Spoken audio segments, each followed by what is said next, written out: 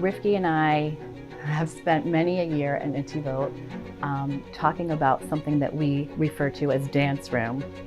And it is a program where we envision kids who need a little extra support, whether it be with their learning, their behavior, or their social emotional learning. Having a space that is dedicated to the enhancement of what we would call sort of the hidden curriculum.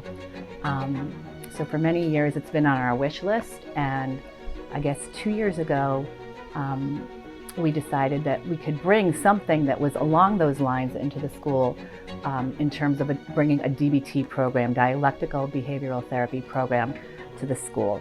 Maura Razy and Maura Susie were just the people to do it. One way that Maura Susie and Maura Razy are so helpful here at Netivot is with the importance of the social emotional aspects of the children and the relationship with Ribono Shel Olam. They have to feel good about themselves in order to feel good about Hashem and their avoda and their Torah and their mitzvahs. Really to help us to see the child and to understand the child, and really to help us to stay in tune with those social emotional aspects that are so important about the child. One of the things that I learned from DBT is meditation with your emotions. When your emotions feel too much, close your eyes, clear your mind as much as you can, and breathe in through your nose and out through your mouth. It makes me feel calm and regulated.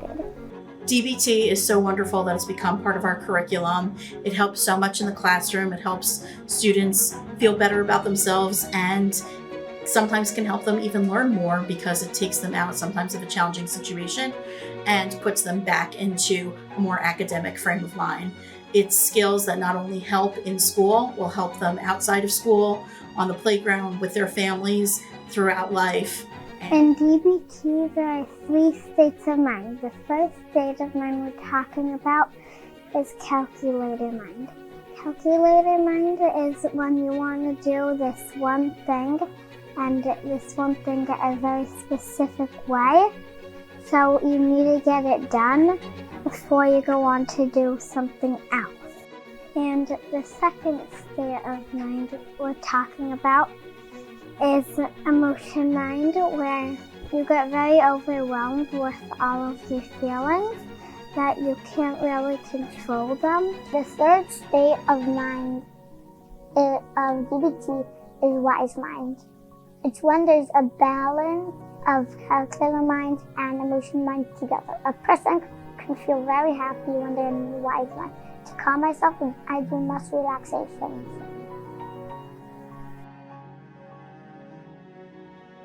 On this card, it's wise mind. There's the heart and the brain. It's a balance, and it makes wise mind.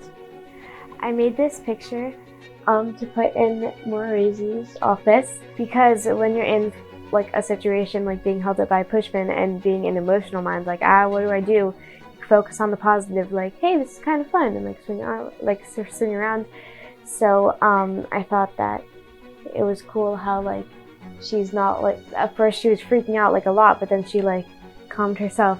She was like, you know what, this is fun, I got this.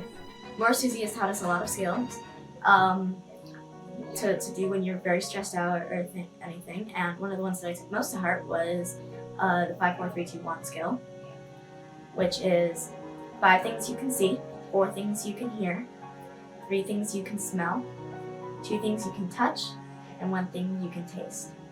And it brings your senses back to reality, and it'll calm you down a lot. DBT gives us a lot of acronyms, which are memory tricks that help us remember all these DBT skills. It says stop and think, Have empathy, interpretations, notice things the person has done to show they care about you, and most of all, when it comes with helping students get through a hard time emotionally this school year, it's like night and day when it comes to having our students reach into their toolbox, because all one of us as faculty here in Netivot really has to do is quote one of the plethora of acronyms that Razy and Susie have given over to our students in their DBT lessons, because these acronyms help our students remember so many different coping mechanisms and different interpersonal skills that our students can use to